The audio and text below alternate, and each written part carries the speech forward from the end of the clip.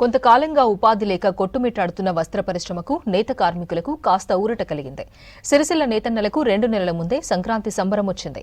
తమిళనాడు రాష్ట్ర ప్రభుత్వం ప్రతి ఏటా సంక్రాంతి పండుగ సందర్భంగా అక్కడి మహిళలకు అందించే చీరలను సిరిసిల్లలో తయారు చేసేందుకు ఆర్డర్లు ఇచ్చింది. దీంతో నేతన్నలు సంతోషం వ్యక్తం చేస్తున్నారు.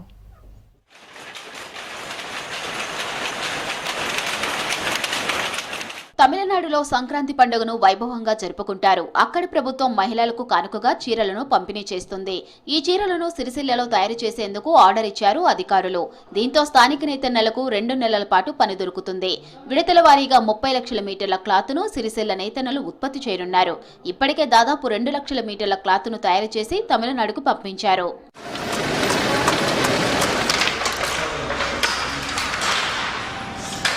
సిరిసిల్లలో గతంలో తెల్లని పాలిస్టర్ క్లాత్ను మాత్రమే ఉత్పత్తి చేసిన నేత కార్మికులు ఇప్పుడు పవర్ లూమ్స్ పై టెక్నాలజీ జోడించి వివిధ డిజైన్లలో చీరలను తయారు చేస్తున్నారు.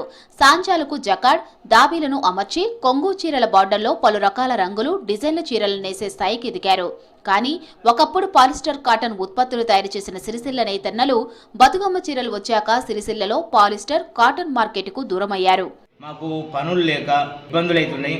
రైతన్నని ఎట్లా ఆదుకుంటున్నారో అదే ప్రకారంగా ఈ నేతన్న కూడా కొన్ని రకాల ఉపాధులు కల్పించి ఆదుకొని వీళ్ళకు ఆకలి సాగు మార్గంన పడకుండా వీళ్ళను ఒక మంచి తొవ్వకు తీసుకొచ్చే ప్రయత్నం చేయాలని సీఎంను కోరుకుంటున్నాను.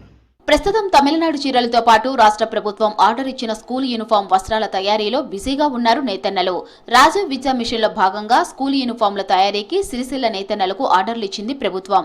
అటు చీరలు ఇటు యూనిఫామ్లకు ఆర్డర్లు రావడంతో సందిగ్ధంలో పడ్డారు కార్మికులు. వేములవాడలో కొత్తగా ఏర్పాటైన నూలు డిపోలో నూలు తీసుకొని వస్త్రాలు తయారు చేయాలని నిర్ణయించారు.